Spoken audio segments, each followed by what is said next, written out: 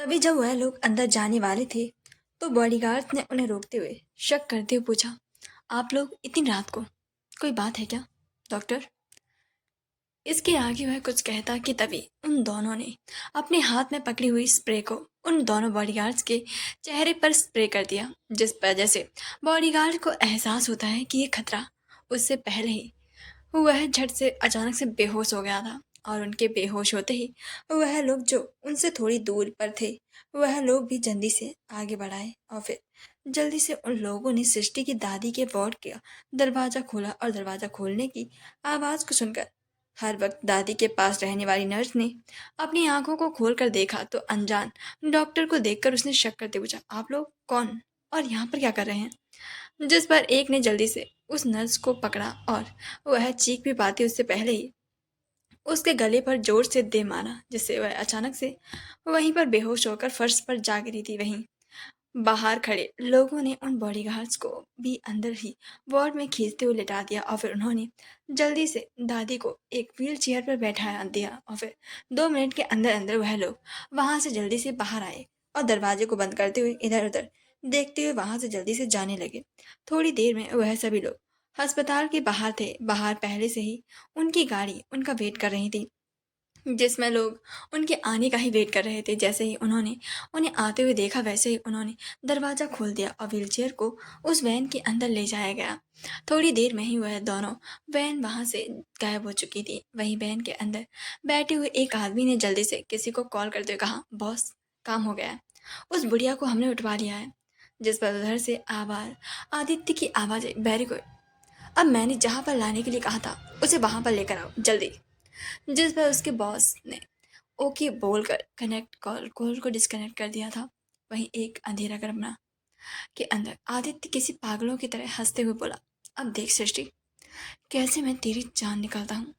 सुबह का वक्त, मॉर्निंग शिफ्ट के लिए जैसे ही नर्स ने दादी के वार्ड का दरवाजा खोला तो उसकी नज़र बॉडीगार्ड्स पर पड़ी तो वह चौंक गई और उसने जल्दी से उन्हें चेक किया तो वह बेहोश थे।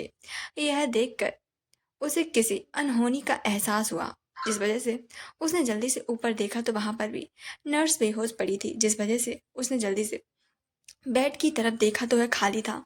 उसे दादी दिखाई नहीं दी, जिसे देखकर वह अचानक से घबरा गई और वह जल्दी से सृष्टि के रूम की तरफ दौड़ी। उसने जल्दी से दरवाजे को खोलते हुए कहा, मिस्टर आदित्य, आपकी ग्रैंड मदर गायब हैं और उनके बॉडीगार्ड्स भी बेहोश पड़े हुए मिले हैं और दादी भी कहीं दिखाई नहीं दे रही हैं। वहीं ऋषि और सृष्टि ने जैसे ये आवाज़ सुनी वह जल्दी से जाग गए थे और दोनों ने एक दूसरे की तरफ देखा। वहीं ऋषि का चेहरा अचानक से सीरियस हो गया था। उसने गुस्से के साथ पूछा, क्या कहा तुमने? दादी कहाँ जा सकती हैं? क्या उन्हें होश आ गया है? जिस पर नर्स ने जल्दी से कहा, मैं सच बोल रही हूँ, दोनों बॉडीगार्ड बेहोश हैं, साथ ही उनकी नर्स भी बेहोश पड़ी हुई मिली है और आपकी ग्रैंड मदर गायब है। मुझे लगता है कुछ गलत हुआ है। वहीं यह सुनकर उन दोनों की आंखें बड़ी बड़ी हो गई थी और दोनों ने एक साथ एक दूसरे की तरफ देखा, जिस वजह से दोनों के दिमाग में ही एक समय पर एक चीज खटकी और फिर जल्दी से वह दोनों वहां से भागे। सृष्टि का पैर अब पहले से भी काफी ज्यादा ठीक हो गया था, जिस वजह से उसे चलने में ज्यादा प्रॉब्लम नहीं हुई। वह जल्दी से अपनी दादी के रूम में पहुंची तो वहां पर उसे कहीं भी उसकी दादी दिखाई नहीं दे रही थी। यह देखकर उसकी आंखों में अचानक से आंसू आ गए थे। उसने जल्दी से ऋषि की तरफ देखते हुए कहा, ऋषि, दादी कहाँ है? वह ऋषि भी दादी को ना पाकर काफी ज्यादा हैरान था, लेकिन उसने जल्दी से सृष्टि को संभालते हुए कहा, दादी दादी कुछ नहीं होगा सृष्टि, मैं कुछ नहीं होने दूंगा, मुझ पर विश्वास करो, उन्हें कुछ भी नहीं होगा और रोना बंद करो, मैं पता करता हूँ, ओके? वो कहाँ है? जिस पर सृष्टि ने अपना सिर हाँ में हिलाया, लेकिन उसकी आंखों से आंसू जैसे रुकने का नाम नहीं ले रहे थे। वहीं ऋषि ने नर्स की तरफ देखते हुए कहा, यहाँ की सिक्योरिटी कैमरास को चेक करो और आखिरकार दादी कहाँ गायब हुई, यहाँ पर क्या हुआ था, सब बेहोश कैसे हुई? जल्दी करो, साथ ही मुझे हॉस्पिटल के हेड से मिला है, उन्हें यहाँ पर आने को बोलो। जिस पर नर्स ने अपना सिर हिलाते हुए कहा, ओके सर, और वह वहाँ से जल्दी से भाग गई। वहीं ऋषि ने जल्दी से विवान को कॉल किया और वहाँ पर आने के लिए कहा और फिर सृष्टि को अपने गले से लगाए हुए खड़ा हुआ हो गया। सृष्टि की आंखों से आंसू निकलते जा रहे थे। यह देखकर उसका दिल भी जैसे उदासी में डूबता जा रहा था। उसने सृष्टि को प्यार से बेड पर बैठा दिया और उसके चेहरे को अपने दोनों हाथों में लेते हुए प्यार से उसकी आंखों में आंसुओं को पोंछते हुए बोला, सृष्टि, मैंने कहा ना, मैंने वादा किया है ना कि मैं तुम्हें और तुम्हारी दादी को प्रोटेक्ट करूंगा, इसलिए मुझ पर विश्वास करो। मैं तुम्हें एक खरोच तक नहीं आने दूंगा, बिलीव मी। और वह तुम्हारे साथ साथ मेरी दादी भी हैं, और मैं उन्हें कुछ भी नहीं होने दूंगा। वह जल्द हमारे सामने होंगे, बस तुम रोना बंद करो। तुम अच्छी बच्ची हो ना। जिस पर सृष्टि रोते हुए ही अपना सिर हाँ में हिलाने लगी थी, जिससे यह देखकर ऋषि ने उसे वापस से अपनी गले से लगा लिया, जिस वजह से सृष्टि अचानक से फूट फूट कर रो पड़ी थी, जिस पर ऋषि का दिल भी काफी ज्यादा भारी हो गया था। लेकिन उसने गुस्से के साथ कहा, जिसने भी ये किया है, मैं उसे बिल्कुल भी नहीं जिंदा छोड़ूंगा। आखिर उसने अपनी मौत को जतावत दी है। उसकी आंखें गुस्से की वजह से लाल हो गई थी। दिन में खून साफ दिखाई दे रहा था। अस्पताल के गलियारे में अचानक से मानो हड़कंप सी मच गई थी। हॉस्पिटल के हेड और डॉक्टरों की एक पूरी टीम तेजी से भागते हुए ऋषि के पास पहुंची। उनके सामने अस्पताल के प्रमुख चेहरे पर घबराहट और असमंजस के भाव ले खड़े थे। वह लगातार अपने हाथों की उंगलियों को मसल रहे थे और माथे पर चिंता की लकीरें, पसीने की बूंदें चमक रही थी। उनकी आवाज कांप रही थी। जब उन्होंने ऋषि के सामने देखा तो उन्होंने जल्दी से उसके पास जाते हुए कहा, I am really sorry mister Oberoi. उन्होंने गहरी सांस ली। आवाज अभी भी उनकी कांप रही थी। मुझे बेहद अफसोस है। ये हमारे अस्पताल की भारी लापरवाही है। आपकी दादी वो यहाँ से गायब हो गई हैं। हमने रात की सारी सीसीटीवी फुटेज को चेक करने की कोशिश की है, लेकिन कोई फुटेज मौजूद ही नहीं है। सिक्योरिटी सिस्टम में रूम में भी पहले से ही लोग बेहोश पाए गए हैं और किसी ने भी हमारे सिस्टम के साथ छेड़छाड़ की है, और हम ये पता लगाने में असमर्थ हैं कि आपकी दादी को यहाँ से कैसे ले जाया गया है।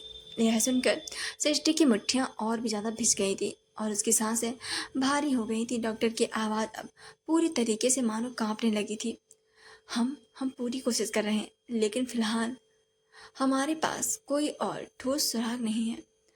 मुझे मुझे माफ़ कर दीजिए। हमने सबको लगा रखा है वो पता लगाने की, और कल रात की फोटोज़ को रिकवर करने की कोशिश कर रहे हैं, लेकिन कुछ कहा नहीं जा सकता।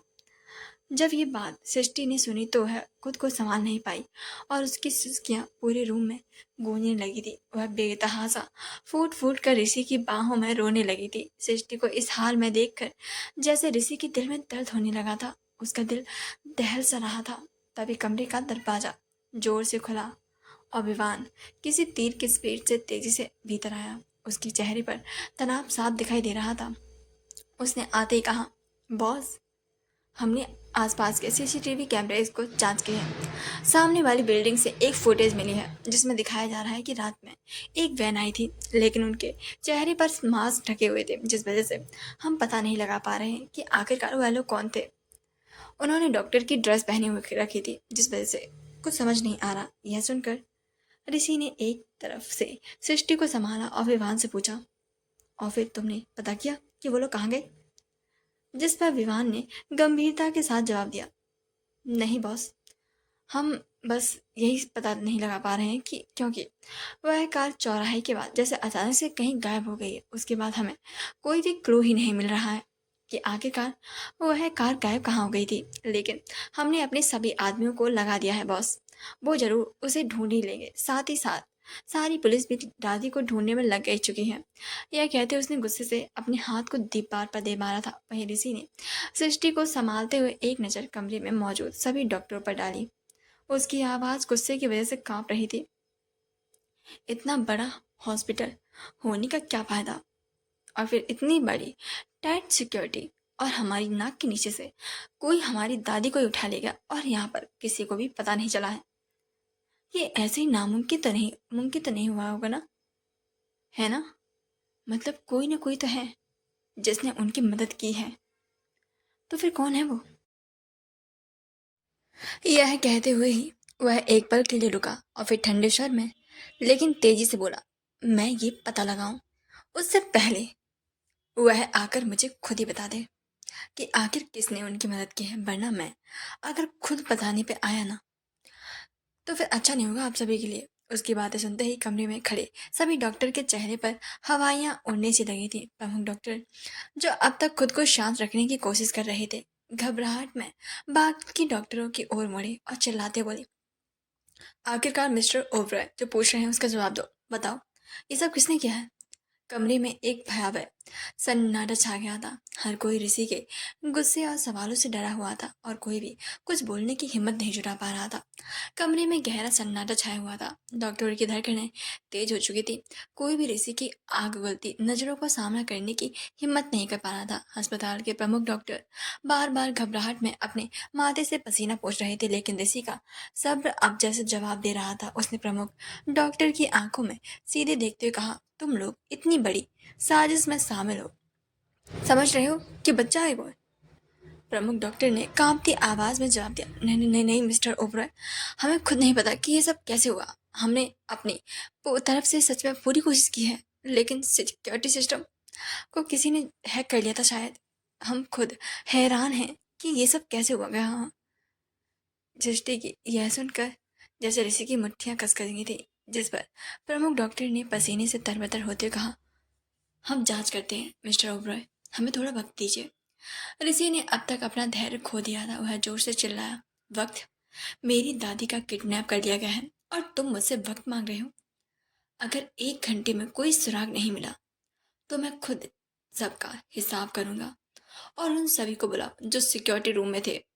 कमरे का वातावरण बर्फ जैसा ठंडा हो गया था। हर कोई ऋषि की आंखों में फैले उस क्रोध और हताशा को महसूस कर पा रहा था। वहीं सृष्टि का तो रो रो कर बुरा हाल हुए जा रहा था। थोड़ी देर बाद सिक्योरिटी टीम आई, लेकिन उन्हें कुछ भी नहीं पता था। यह देखकर वह गुस्से में आ गया था। सृष्टि के आंसू अब उसे बर्दाश्त नहीं हो रहे थे। उसका खून जल रहा था। वहीं दूसरी तरफ दोपहर हो चली थी। कॉलेज के कैफेटेरिया का माहौल बड़ा हल्का फुल्का था।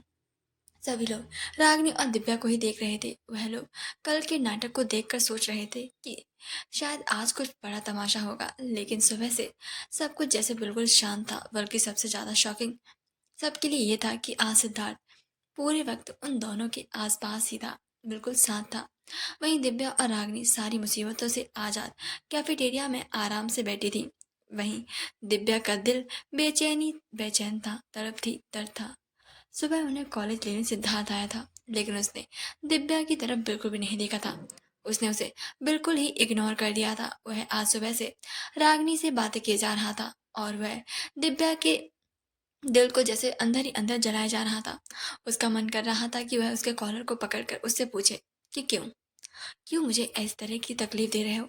बहुत दिल घबरा रहा है, दर्द हो रहा है, प्लीज मुझे देखो, नजरें उठाओ, ऐसे इग्नोर मत करो, बर्दाश्त अभी हो रहा है, एक बार ही सही, लेकिन एक बार नजर उठाकर तो देख ले। लेकिन सिद्धार्थ ने जैसे उसके कल की बात को पूरी तरीके से मान लिया था, जिससे वह खुद को समझाती बोली कि यही सही है, वरना सब कुछ बिखर जाएगा, सारे रिश्ते टूट जाएंगे और मैं ये बर्दाश्त नहीं कर पाऊंगी। मैं अपनी खुशी को तबाह कर दूंगी, लेकिन किसी को खुद की वजह से तकलीफ नहीं होने दूंगी। जिससे वह खुद को समझाने लगी थी और संभाल लेती थी, लेकिन राह रहकर उसकी आंखें भर आती थी, लेकिन वह जल्दी से उन्हें साफ भी कर लेती थी। उसका मूड थोड़ा उखड़ा हुआ था। वहीं उसके उलट रागनी आज जैसे खुशी से उछल रही थी। उसकी आंखें किसी तारों की तरह टिमटिमा रही थी। वह जैसे किसी बच्चे की तरह और बच्ची बन रही गई थी। इतनी खुशी कि उससे संभाली नहीं जा रही थी। उसने ना जाने कितनी बार ही खुद को चुटकी काट कर देख लिया था कि कहीं यह कोई सपना तो नहीं था ना। लेकिन ये कोई सपना नहीं था, बल्कि सच में आज वो उसके साथ था, पास था, जिससे वह बातें कर रहा था, जिसकी वह बरसों से दीवानी थी। आज वह उसके काफी करीब था, जिससे वह खुशी से मानो फूले नहीं समा रही थी। दोनों ने ही खाना खा लिया था, लेकिन दिव्या का खाने का कोई मूड नहीं था। वहीं रागनी चाव से अपना खाना खा रही थी। तभी वहां पर सिद्धार्थ अपने दोस्तों के साथ वहां पर आता है, जिससे सभी की नजरें भी उसी पर ठहर से जाती हैं। लड़कियां उसे देख के जैसे आहें भरने लगती हैं। वहीं यह देखकर दिव्या जलन से भर जाती है। उसका मन करता है वो सबकी आंखें ही नोच ले। वहीं सिद्धार्थ रागनी के पास आकर रुकता है और हाई फाई करते हुए बोलता है, हाय चैम, ज्यादा मत खाना वरना मोटी हो जाओगी। उसे देखते ही रागनी पागल हो जाती है। उसकी आंखों में चमक आ जाती है और वह मुस्कुराकर थोड़ा शर्माते हुए इसके अलावा और वह कुछ बोल भी नहीं पाती जैसे। तभी सिद्धार्थ का एक दोस्त उसका हाथ पकड़कर आगे ले जाते हुए उसके मजे लेते बोलता, हे क्या चल रहा ब्रो, तुम्हारे लक्षण कुछ सही नहीं लगते मुझे, आखिर क्या हुआ तुम्हें, जरा बताओ मुझे। लेकिन सिद्धार्थ कुछ भी नहीं बोलता, बस मुस्कुराते हुए एक बार फिर से रागिनी को देता और आगे बढ़ जाता। सभी लोग शौक थे, उसने पहली बार खुद आगे जाकर किसी लड़की से बात की थी जिसे सभी आंखें फाड़ कर यह चीज देख रहे थे। वहीं यह देखकर दिव्या जल भुन कर राख हुई जा रही थी। उसका दिल कोयले की तरह जल रहा था। वह काफी ज्यादा मुश्किल से गुस्से को कंट्रोल कर रही थी। वहीं रागिनी ने एकदम चहचहाते हुए कहा, OMG, सिद्धार्थ ने आज सबके सामने मुझसे बात की यार, मुझे तो इतनी खुशी हो रही है, इतनी खुशी हो रही है कि मैं इस खुशी को बयान नहीं कर पा रही हूँ। सच में यार, मेरे से तो इतनी ज़्यादा खुशी संभाली नहीं जाए, कहीं मैं इस खुशी के मारे मर ही न जाए, बाय गॉड। जिस पर दिव्या ने खींच के उसके सर पर चपत लगाई और गुस्से से घूर कर बोली, एक बार और बोल के दिखा, फिर मैं तेरा ही गला ना दबा दूँ। ज़्यादा चूहा जल रही क्या, हाँ बता ना मुझे। उसकी आंखें आग की तरह चल रही थी। जिस पर रागिनी ने मुस्कुराते उसे साइड हक करते हुए कहा, अरे मेरी जान, नहीं बोल रही तू अपनी गुस्से से लाल नाक मत कर, समझी, बिल्कुल लंगूर लगती है सच में पूरी की पूरी। और देखना कितना हैंडसम है यार, उसकी आंखें मुझे पागल बना रही हैं, उसकी बात, हाय हाय क्या कमाल है यार, किसी हीरो से कम नहीं है, जैसे कि सीधे हॉलीवुड से उतरा हो। उसकी चाल देखिए, बिल्कुल किसी मॉडल की तरह। मुझे तो पक्का लगता है कि ये फिल्मों में हीरो बन सकता है, लेकिन उसे इंटरेस्ट नहीं होगा ना। उसकी बात सुनकर दिव्या ने आंखें घुमाते हुए मुंह बनाकर कहा, मुंह तोड़ दूंगी अगर लंगूर बोला था। और हाँ सही बात है, वह हीरो बन सकता है, लेकिन शायद किसी कार्टून में, और वो भी लकड़ी के। उसकी आंखें, और मुझे तो ऐसा लग रहा जाता है जैसे किसी को नींद से उठा दिया गया, बेचारा ठीक से खोल भी नहीं पा रहा है, और चाल किसी बंदर की तरह है। क्या खास है यहाँ इसमें। जिस पर रागिनी ने चिढ़ते उसे दूर करते हुए कहा, तुझे तो हमेशा उसकी बुराई दिखती है, एक बार सही से देख भी लिया कर। उसका हेयर स्टाइल कितना ज्यादा कूल लगता है यार, बिल्कुल फैशन मैगजीन के मॉडल कवर जैसा। जिस पर दिव्या ने हंसते हुए ताना मारकर कहा, हाँ सही बात है, लेकिन कूल नहीं, ऐसा लगता है जैसे उसके घर से बाहर निकलने से पहले बालों में कंघी करना भूल गया हो, जिससे बाल हवा में सोकर खड़े हो गए हों। एक काम क्यों नहीं करती, हाँ, उसे एक कंघी गिफ्ट कर दे, सच में उसके लिए काम आएगी। यह सुनकर रागिनी ने आंखें छोटी करते हुए कहा, तू पागल है क्या, कुछ भी बोल रही है यार। उसकी स्माइल देख, कैसे दिल को चुरा लेने वाली होती है, किसी को भी अपनी चाम से घायल कर सकती है, देखी तूने। जिस पर दिव्या ने अपना मुंह टेढ़ा करते हुए कंधे उचकाते हुए कहा, हाँ, दिल चुराने वाली, बकवास। मुझे तो लग रहा है जैसे किसी ने कह दिया हो कि अबे मुस्कुरा, वरना चेहरा सूख जाएगा।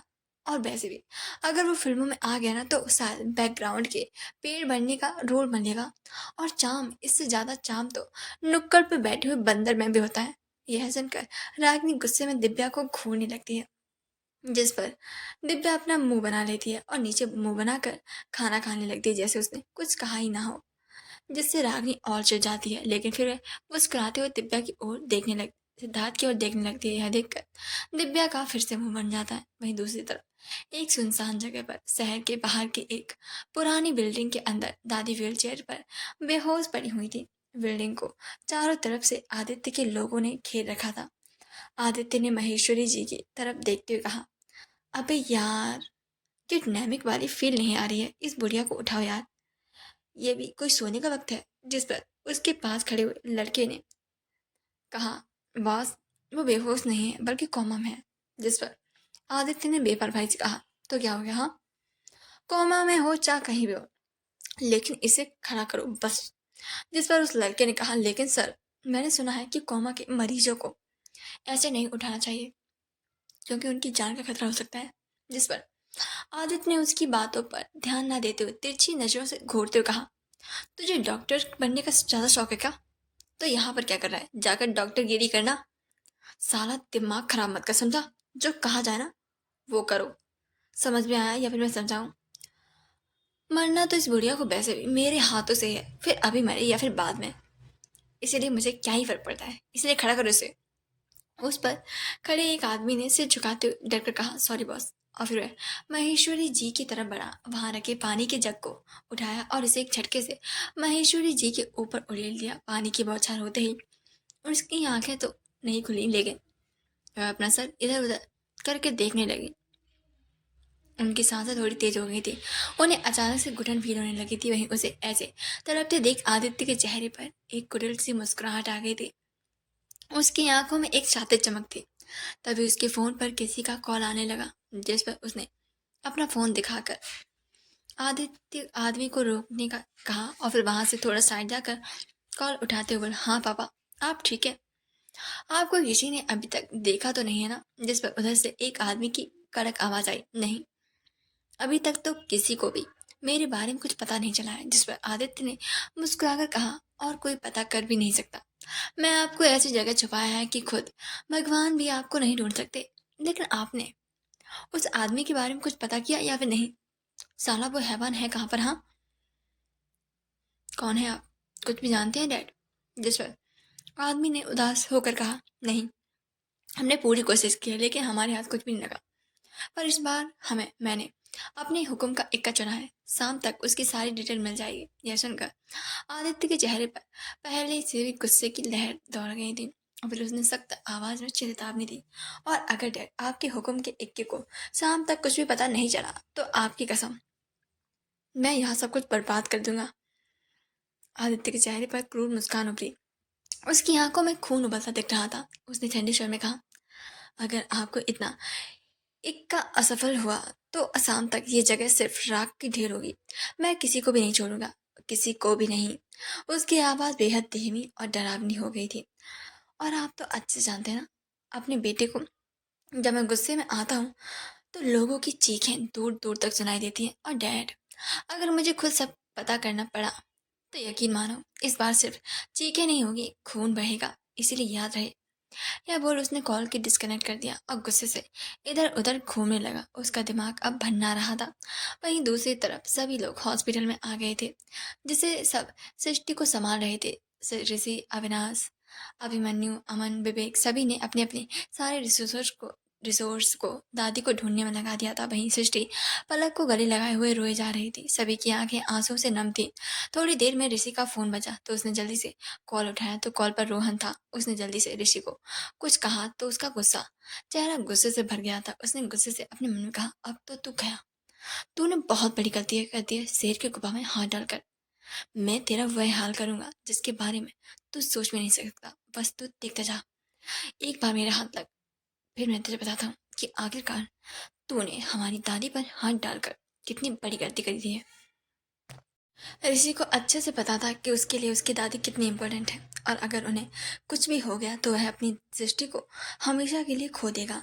और यह वो कभी भी नहीं चाहेगा, ना ही सृष्टि उसे माफ करेगी। शायद वह खुद भी अपने आप को माफ नहीं कर पाएगा। यही सोचते हुए उसकी आंखों में अतीत के कुछ दृश्य तेजी से घूमने लगे थे, जिन्हें वह बुलाने की नाकिन कोशिश करता रहा था। अचानक उसकी यादों के झरोकों के कुछ धुंधले पर अब भी जीवंत दृश्य उभरने लगे। उसकी सांसें तेज हो गईं और भीतर कहीं एक गहरी तकलीफ उभरने लगी थी। उसकी आंखों के सामने एक खुशहाल परिवार का दृश्य चल रहा था। एक महिला और एक आदमी, साथ में एक छोटी सी प्यारी सी बच्ची जिसने पिंक फ्रॉक पहनी हुई थी। वह सब मुस्कुरा रहे थे। वह मासूम लड़की खिलखिलाते हुए कार की सीट पर उछल कर कूद रही थी। लेकिन तभी अचानक से दृश्य भयानक रूप में बदल गया। उस खूबसूरत माहौल की जगह अब चारों तरफ खून ही खून था। चीखें सुनाई देने लगी और वो मासूम लड़की की दिल दहलाने वाली चीखें ऋषि के कानों में वो चीखें गूंजने लगी। उसकी आंखों के सामने अब वही लड़की खून से लथपथ नजर आ रही थी। वह दृश्य इतना भयावह था कि ऋषि की आंखें दहशत से फैल गई थी। उसके शरीर में एक अजीब सी सिरहन सी दौड़ने लगी थी। उसका दम घुटने लगा था और उसका पूरा शरीर कांपने लगा था। उसके पैरों में जैसे खड़े रहने की भी ताकत खत्म हो रही थी। तभी अविनाश, जो उसके करीब ही खड़ा था, उसने उसके कंधे पर हाथ रखते हुए कहा, ऋषि, क्या हुआ? तुम ठीक तो हो ना? ये पसीना। जिस पर ऋषि ने खुद को संभालने की कोशिश की, लेकिन अतीत की उन भयावह याद ने उसे पूरी तरीके से जकड़ लिया था। वह कुछ क्षणों के लिए अपनी आंखें बंद करके खुद को संयमित करने की कोशिश करने लगा था। उसने गहरी सांस ली और फिर धीरे धीरे अपना सिर हिलाते हुए बोला, मैं बिल्कुल ठीक हूँ भाई, आप फिक्र मत करिए, मैं ठीक हूँ। लेकिन अविनाश की नज़रों में साफ था कि ऋषि बिल्कुल भी ठीक नहीं था। उसका चेहरा तनाव से भरा हुआ था और उसकी आंखों में दर्द साफ झलक रहा था। अविनाश कुछ और पूछना चाहता था, लेकिन इससे पहले कि वह कुछ कहता, ऋषि ने गंभीर आवाज में कहा, भाई, अभी सबसे ज़्यादा ज़रूरी है कि हम दादी को बचाएं। इसके अलावा अभी और कुछ भी मायने नहीं रखता। मेरी फिक्र मत करिए। आप अच्छे से जानते हैं ना कि दादी को कुछ हुआ तो मैं अपने आप को माफ नहीं कर पाऊंगा। इसलिए बस ये सुनिश्चित करिए कि आदित्य उन्हें कोई नुकसान न पहुंचा पाए। हमें जल्द ही जल्द वहां पहुंचना होगा। जिस पर अविनाश ने ऋषि के कंधों को दबाते हुए कहा, फिक्र मत कर, दादी को कुछ भी नहीं होगा। ओके, हम उन्हें जरूर बचा लेंगे।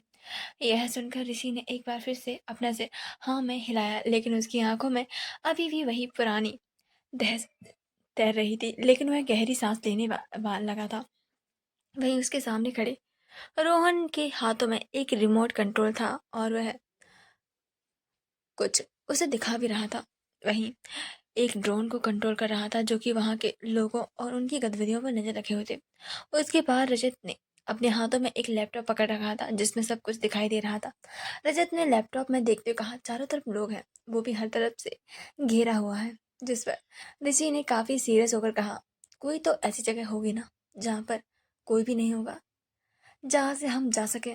जिस पर रोहन ने चारों ओर ड्रोन को उड़ाया तो रजत ने कहा, हाँ, एक जगह कोई नहीं जा सकता, वो है ऊपर का रूफटॉप। जिस पर अविनाश ने सामने की तरफ देखते हुए कहा, लेकिन इतनी सिक्योरिटी है, हम ऊपर कैसे जाएंगे? क्या करें हम?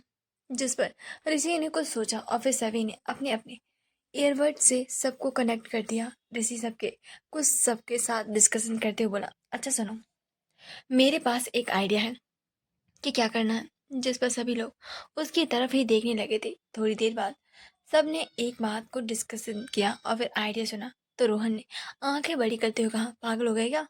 पुलिस वाले के होते हुए उसके सामने ही मारने की धमकी देना? नहीं, तुम ऐसा कुछ भी नहीं करोगे। लेकिन सभी ने उसे पूरी तरीके से इग्नोर कर दिया था। यह देखकर रोहन ने मुंह खोलकर कहा, आर यू सीरियसली गाइस? लेकिन किसी ने उसकी बात नहीं सुनी थी। तभी ऋषि पर कॉल आया जिस पर ऋषि ने अविनाश की ओर इशारा किया। वहीं ऋषि ने विमान को साथ चलने का इशारा किया। रजत को चारों तरफ नजर बनाए रखने के लिए बोल दिया था और रोहन अपने हाथों में ड्रोन को लिए हुए कंफ्यूजन में था। थोड़ी देर में उस बिल्डिंग को चारों ओर से घेर लिया गया था। जिस पर आदित्य ने आदमी कुछ करने ही अविनाश ने एक आदमी को कार से बाहर निकाला। उसके साथ एक औरत भी थी। अविनाश ने आदमी के सर पर गन को रख दिया था। साथ ही उसके एक बॉडीगार्ड ने उस औरत के माथे पर भी गन को रख दिया था। यह देखकर वह आदमी समझ नहीं पा रहा था कि आखिरकार ये लोग हैं कौन और उसे यहाँ पर लेकर क्यों आए हैं। वहीं अविनाश ने गुस्से से चिल्लाते हुए कहा, आदित्य, बाहर आओ। अगर अपने मॉम डैड की जान प्यारी है तो जल्दी से बाहर आ जाओ। वहीं आदित्य को इस बारे में पता चल गया था। वहीं दादी को भी अभी होश आ गया था और शुक्र था कि वह बिल्कुल ठीक थी। वहीं आदित्य उनसे ही बातें कर रहा था क्योंकि उसे अपना सब वापस चाहिए था। इसलिए वह उसे जल्दी से मारना नहीं चाहता था कि तभी उसका आदमी भागता हुआ आया। जिस पर आदित्य ने भी जल्दी से नीचे झांक कर देखा तो सामने अपने मॉम डैड को देखकर वह अचानक से हैरान हो गया और 2 कदम पीछे हट गया था। उसने अपना गुस्से से अपना सर पकड़ते हुए कहा, ये मॉम डैड को कैसे ढूंढ लगे इन लोगों ने? वहीं अविनाश ने गुस्से के साथ कहा, आदित्य, अगर मॉम डैड की जान बचाना चाहते हो तो दादी को मुझे सही सलामत वापस कर दो, वरना तुम्हारे लिए तो बिल्कुल भी अच्छा नहीं होगा। तुम्हें सुनाई दे रहा है फिर नहीं? वहीं आदित्य ने गुस्से के साथ वहां खड़े अपने आदमियों के में से एक का कॉलर पकड़ते हुए कसकर चिल्लाते हुए कहा, ये कैसे हुआ? हाँ, कैसे इन्होंने उन्हें ढूंढ लिया? कैसे? जिस पर उस बॉडीगार्ड ने डरते हुए कहा, मुझे नहीं पता बॉस। जिस पर आदित्य का गुस्सा 7वें आसमान पर पहुंच गया था और उसने गुस्से के साथ उस आदमी को धक्का दिया और फिर अपने पैंट की एड़ी के एक चाकू को निकालते हुए उस आदमी के सीने में एक के बाद एक वार करने लगा था। जैसे वह आदमी इंसान नहीं, पुतला हो जिससे खून का फव्वारा तेजी से साफ बहने लगा। साथ ही खून के छींटे आदित्य के चेहरे पर आ गए। उसकी शर्ट भी खून से लाल हो गई थी जिससे वह किसी शैतान से कम नहीं लग रहा था। वहीं खून को देखकर दादी, जो कि आदित्य को पहचान भी नहीं पा रही थी और इतने सब लोगों को देखकर डर रही थी, जब उन्होंने ये देखा तो उनकी आंखें बड़ी बड़ी हो गई और वह जैसे यह सहन नहीं कर पाई और वह अचानक से बेहोश हो गई। वहीं आदित्य गुस्से के साथ चिल्लाते हुए बोला, साला कमीना कहेगा, इसकी इतनी हिम्मत कि मुझे धमकाए। तभी अविनाश की आवाज आई, आदित्य सुन रहे हो ना, मैं अब सिर्फ 10 तक गिनूंगा और तुम्हारे डैड और मॉम दोनों के ऊपर की टिकट काट दूंगा। वहीं आदित्य गुस्से से पागल हो गया था और उसने गुस्से के साथ कहा, कहीं मैं नहीं, मैं हार नहीं मान सकता। मुझे फर्क नहीं पड़ता क्या करेगा, लेकिन मैं इस बुढ़िया को तो नहीं छोड़ने वाला।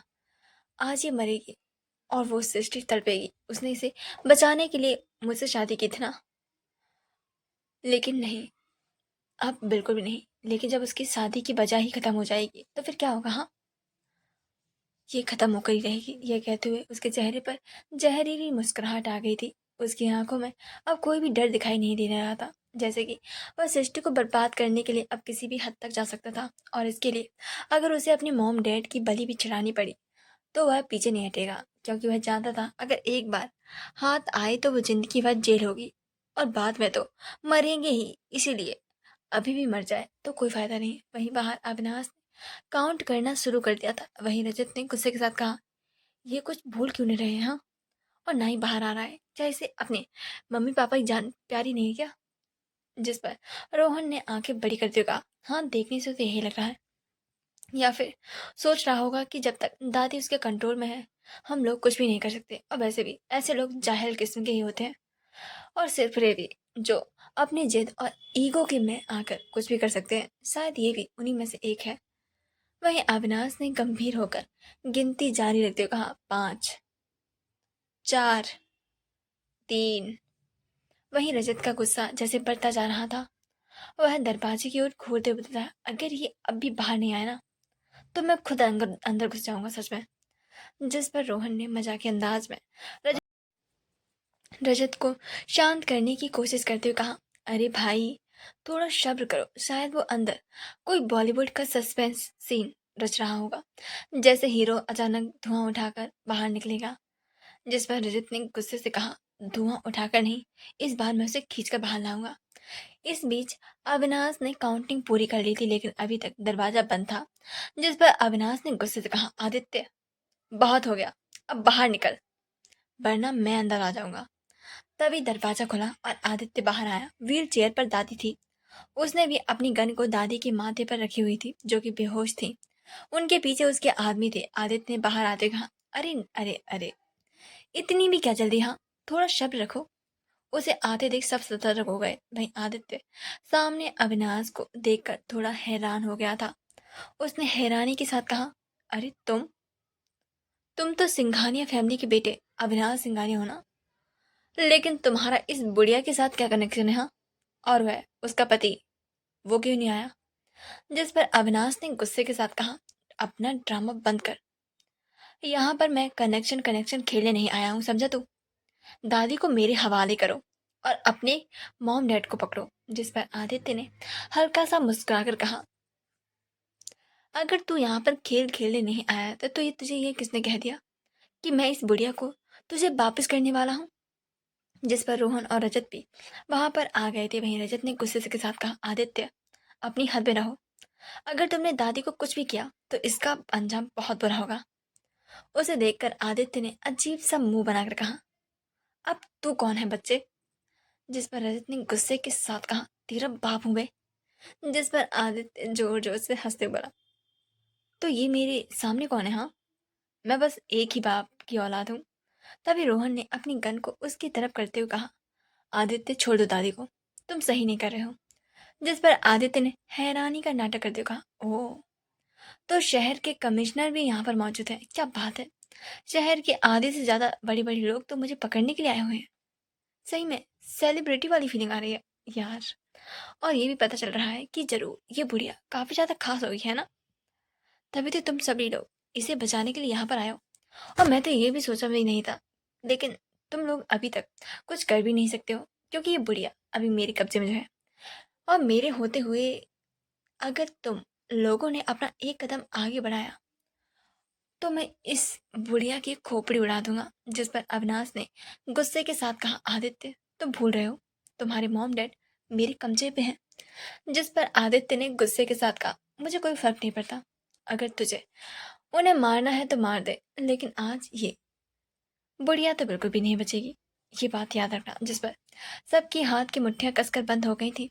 वहीं ऋषि और विमान रस्सी से रूप टॉप पर पहुंच गए थे और फिर वह वहां से धीरे धीरे नीचे बचते बचाते हुए आने लगे। तभी एक आदमी की नजर ऋषि पर पड़ी, जिस पर ऋषि ने जल्दी से उसके मुंह को पकड़ लिया और उसने एक कदम से उसकी गर्दन को पकड़कर मरोड़ दिया। वह एक दम से नीचे जा गिरा। वहीं ऋषि ने विवान को इशारा किया और वह आगे बढ़ गया। छत से नीचे उतरने के बाद दोनों एक संकरी गलियारे में आए जहां हल्की सी रोशनी थी। तभी अचानक से एक गार्ड ने पीछे से विवान को पकड़ने की कोशिश की। विवान ने तेजी से मुड़ते हुए उसकी कलाई पकड़ ली और जोर से मोड़ दी, जिससे गार्ड के हाथ से बंदूक नीचे गिर गई। विवान ने एक हाथ से उसका मुंह दबाकर उसे दीवार से टकराया और फिर एक तेज मुक्का मारकर उसे बेहोश कर दिया। जिस पर ऋषि ने धीरे से विवान को इशारा करते हुए कहा, आगे और लोग होंगे, सावधानी से और आवाज ना हो। विवान ने सिर हिलाया और दोनों आगे की ओर बढ़ते गए। जैसे ही वे लोग बड़े से हॉल के पास पहुंचे, उन्होंने देखा कि वहां पर कुछ लोग खड़े थे, बातों में मशगूल। यह देखकर विवान फुसफुसाते बोला, यहाँ तो मीटिंग चल रही है, वह तो भूल ही गए हैं कि यहाँ पर कोई मेहमान भी आया हुआ है। जिस पर ऋषि ने जेब से एक छोटा पत्थर निकाला और दूर से एक कोने में फेंक दिया। पत्थर गिरते ही वहां पर हल्की सी आवाज हुई और सभी गार्ड्स उस ओर देखने लगे और वहां गए कि ऋषि ने इसी मौका का फायदा उठाते हुए दोनों बॉडीगार्ड को तेजी से दिखाते हुए बेहोश कर दिया। वह लोग उस रूम में पहुंचे जहां पर दादी थी, लेकिन वहां अब सब खाली था। जैसे वह लोग नीचे चले गए, उनकी नजर वहां पर दरवाजे पर खड़े हुए उसके गार्ड्स पर पड़ी तो उन्होंने दो बॉडीगार्ड के मुंह को पकड़ लिया और बिना हलचल करते हुए उन्हें दूसरी साइड फेंक दिया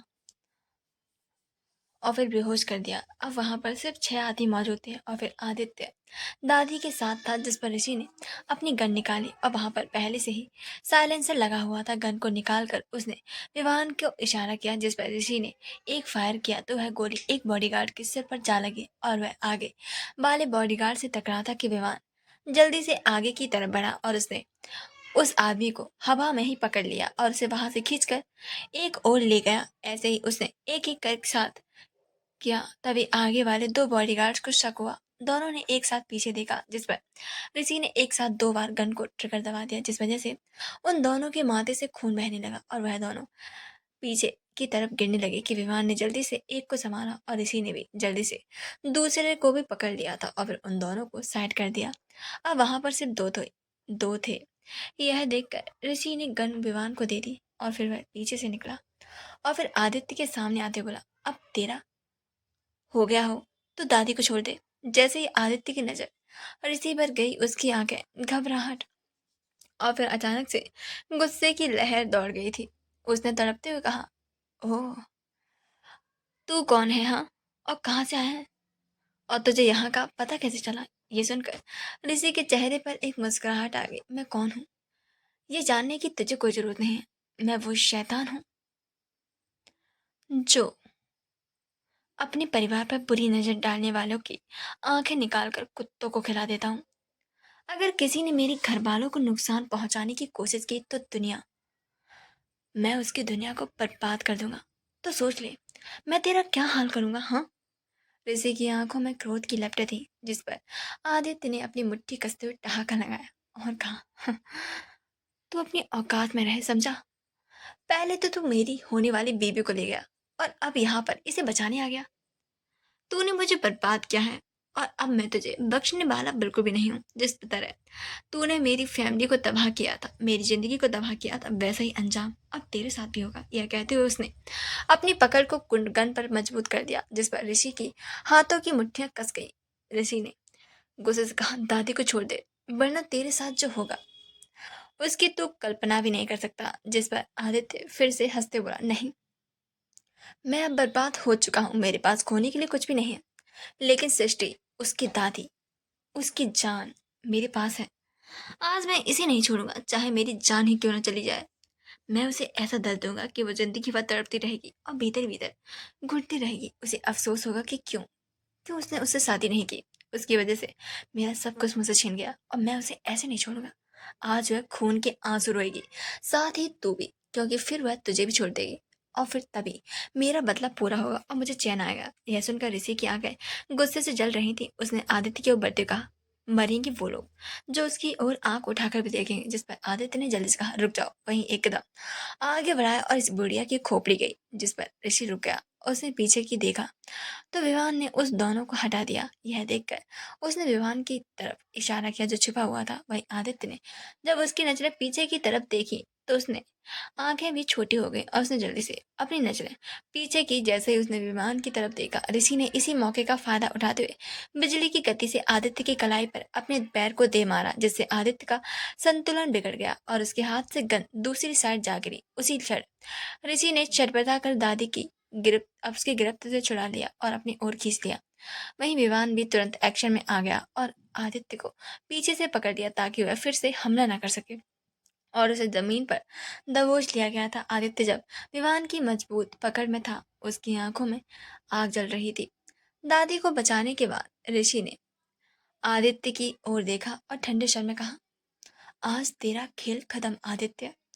तूने जिस दर्द का सपना देखा था ना मेरी सिस्टर को देने का, वह अब तुझे मिलेगा। सृष्टि को नहीं। यह कहते हुए उसने गन को चलाना चाहा कि तभी किसी ने उसके हाथ को पकड़ लिया। तो अब क्या होगा आगे? क्या सच में गोली आदित्य को लग जाएगी? जैसे ही आदित्य गोली चलाने वाला ऋषि गोली चलाने वाला था, वैसे ही किसी ने उसके हाथ को पकड़ लिया और ऊपर कर दिया। जैसे अचानक से ही गोली ऊपर की ओर चल गई थी। वहीं गन चलाने की आवाज से आदित्य की मां चीख उठी थी। वहीं ऋषि ने सामने देखा तो वहां पर रोहन खड़ा हुआ था। उसे देखकर ऋषि ने गुस्से के साथ कहा, छोड़ मुझे, मैं आज इसे नहीं छोड़ूंगा। जिस पर रोहन ने सीरियस होकर कहा, ऋषि पागल मत बनो, तुम कानून को अपने हाथ में नहीं ले सकते। इसे सजा कानून ही देगा। जिस पर ऋषि की आंखों में खून उतर आया था। उसने गुस्से के साथ उसके हाथ को झटकते हुए कहा, जो मेरे परिवार पर अपनी आंख उठाकर भी देखेगा ना, उसके लिए मुझे किसी भी कानून की जरूरत नहीं है, क्योंकि उनका कानून सिर्फ और सिर्फ मैं हूँ। इसलिए दूर हो जाओ मेरी नजरों से। जिस पर रोहन ने कहा, नहीं, मैं तुझे ऐसा कुछ भी नहीं करने दूंगा। जिस पर ऋषि इतने गुस्से में था कि उसने गन को रोहन के माथे के बीचों बीच रखते हुए चिल्लाकर कहा, एक बार में मेरी बात तुझे समझ नहीं आती क्या?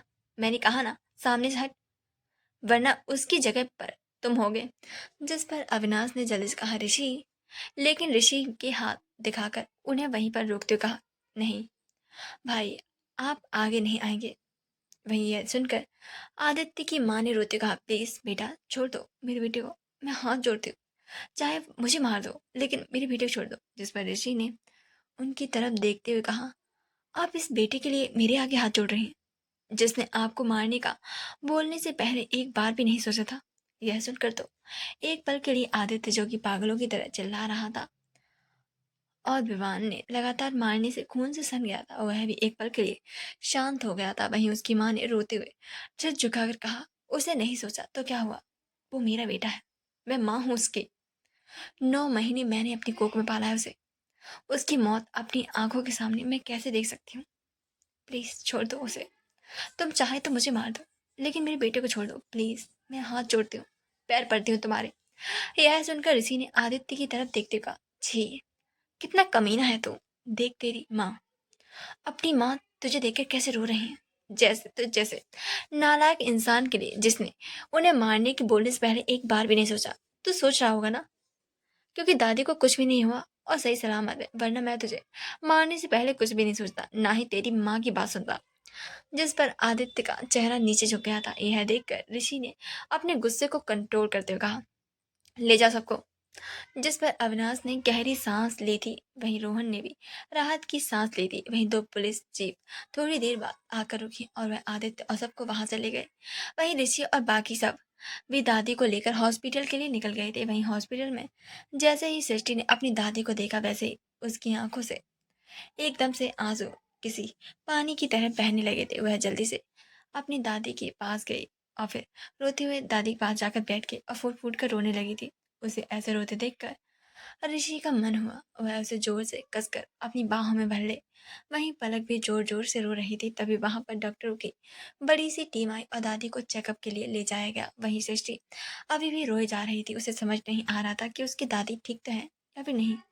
पहले तो वह पलक की सलाह संभाल रही थी उसे दे लेकिन ऋषि को देखकर उसने सृष्टि को छोड़ दिया था। जिससे उसे देख ऋषि ने सृष्टि को अपनी बाहों में भर लिया। वहीं सृष्टि ने रोते हुए उसके सीने में लगकर पूछा, वो दादी दादी ठीक तो है ना? उनके साथ कुछ हुआ तो नहीं है ना? जिस पर ऋषि ने उसे कसकर अपने गले से लगाते हुए कहा, हाँ दादी बिल्कुल ठीक है। सृष्टि रोना बंद करो। वह बिल्कुल ठीक है। लेकिन सृष्टि का रोना बिल्कुल भी नहीं रुक रहा था। उसे ऐसे रोग देख देख कर ऋषि का भी दिल जैसे बैठा जा रहा था। वहीं अविनाश ने पलक को भी अपनी बाहों में भर लिया और उसे उसे सही से संभालने लगा था। तो पलक ने उसकी बाहों में रो पड़ी। जिस पर अविनाश ने प्यार से उसके माथों पर किस करते हुए कहा, दादी बिल्कुल ठीक है माय लव। जिस पर पलक ने रोते हुए अपना सिर हाँ में हिलाया। वहीं दूसरे पूरी फैमिली बाहर खड़ी होकर डॉक्टर का वार्ड से बाहर आने का वेट करने लगी थी। सभी लोग काफ़ी ज़्यादा परेशानी से बाहर वेट कर रहे थे। तो आगे स्टोरी सुनने के लिए प्लीज़ चैनल को सब्सक्राइब और कमेंट करना ना भूलें।